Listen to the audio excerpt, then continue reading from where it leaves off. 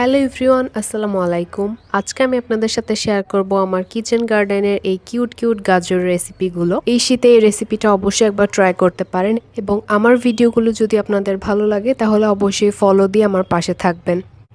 এই গাজরের হালুয়াটা বানানোর জন্য আমি ফার্স্টে এখানে গাজরগুলোকে ভালোভাবে পরিষ্কার করে ছোট ছোট টুকরা করে নিয়েছি এবং এই গাজরগুলোকে আমি ভালো করে দুধের মধ্যে দিয়ে সিদ্ধ করে নিব এবং সামান্য লবণ আমি এখানে অ্যাড করেছি।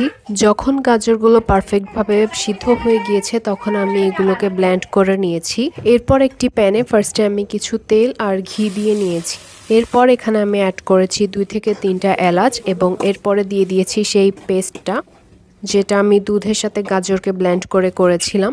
সেটা দেওয়ার পর আমি কিছুক্ষণ নেড়ে নিব এবং এরপর এখানে আমি অ্যাড করেছি চিনি অ্যাড করার পর এই গাজরের পেস্টটাকে ভালোভাবে নাড়তে হবে এবং কন্টিনিউয়াসলি এটা নাড়তে হবে, না হলে নিচ দিয়ে লেগে যেতে পারে। নাড়তে নাড়তে যখন এই লিকুইডি ভাবটা অনেকটাই কমে যাবে এবং একটা শক্ত ভাব চলে আসবে তখন আমি এখানে অ্যাড করেছি 1 টেবিল চামচের মতো গুঁড়া দুধটা ভালোভাবে মিশিয়ে নিয়ে আরও কিছুক্ষণ নাড়তে থাকবে এবং যখন এই হালুয়াটা প্যান থেকে উঠে আসবে, চামচের গায়ে লাগবে না, তখন বুঝতে হবে এই হালুয়াটা পারফেক্টভাবে ডান। এরপর একটা প্লেটে আমি হালুয়াটি নামিয়ে নিয়েছি এবং যখন এটা সামান্য ঠান্ডা হয়ে গিয়েছে তখন আমি এগুলোকে গাজরের শেপ দিয়ে নিয়েছি। এখন আসি মোস্ট ইন্টারেস্টিং পার্ট, যেটা হচ্ছে ডেকোরেশন। যে কোনো ডেজার্টকে আকর্ষণীয়ভাবে ফুটিয়ে তোলা এটা আমার অনেকটা প্যাশন টাইপের। সো ফার্স্টে আমি এখানে কিছু কেক ক্রাশ দিয়ে দিয়েছি মাটি বোঝানোর জন্য।